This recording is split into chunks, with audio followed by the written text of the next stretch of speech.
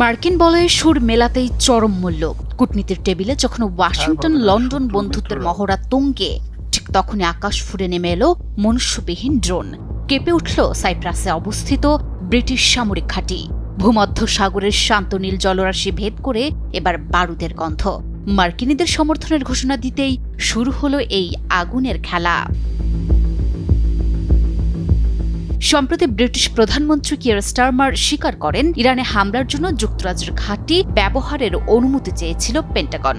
যুক্তরাজ্য সেই অনুরোধে সায় দেয়, কিন্তু তারপরই দৃশ্যপট বদলে যায় মুহূর্তেই। সাইপ্রাসের অ্যাক্রোটিরি ঘাঁটিতে মনুষ্যবিহীন ড্রোন হামলা চালায় ইরানের সামরিক বাহিনী। বর্তমানে কয়েক হাজার ব্রিটিশ সৈন্যদের আবাসস্থল এই সাইপ্রাস। ছাড় পাবে না শত্রু কিংবা শত্রু মিত্র, তাই তো এবার রণক্ষেত্রে পরিণত হল ভূমধ্য সাগরের এই দ্বীপরাষ্ট্রটি। এই হামলার খবর নিশ্চিত করেছেন খোদ যুক্তরাজ্যের প্রতিরক্ষামন্ত্রী। যুক্তরাজ্যের প্রতিরক্ষা মন্ত্রণালয় বলেছে, সাইপ্রাসের অ্যাক্রোটিরিতে অবস্থিত তাদের সামরিক ঘাঁটিতে একটি হামলা হয়েছে। এটি ড্রোন হামলা বলে সন্দেহ করা হচ্ছে।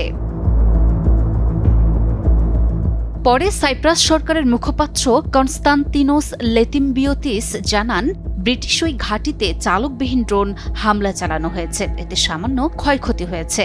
প্রতিরক্ষা মন্ত্রণালয় এর আগেও বলেছে, হামলাটি মধ্যরাতের দিকে হয়েছে। এই ঘটনায় কেউ হতাহত হয়নি। অ্যাক্রোটিরি ঘাঁটিটি মধ্যপ্রাচ্যে কার্যক্রম পরিচালনার জন্য যুক্তরাজ্যের প্রধান সামরিক স্থাপনা, আর সেখানেই সরাসরি আঘাত হেনে তেহরান বুঝিয়ে দিল, যুদ্ধের দাবানল এখন আর কেবল নির্দিষ্ট সীমান্তে সীমাবদ্ধ নেই। এই হামলা স্পষ্ট করে দিয়েছে, মধ্যপ্রাচ্যের অস্থিতিশীল রাজনীতিতে সরাসরি জড়িয়ে পড়ায় এখন খোদ ব্রিটিশ সেনাদের জীবনই ঝুঁকির মুখে।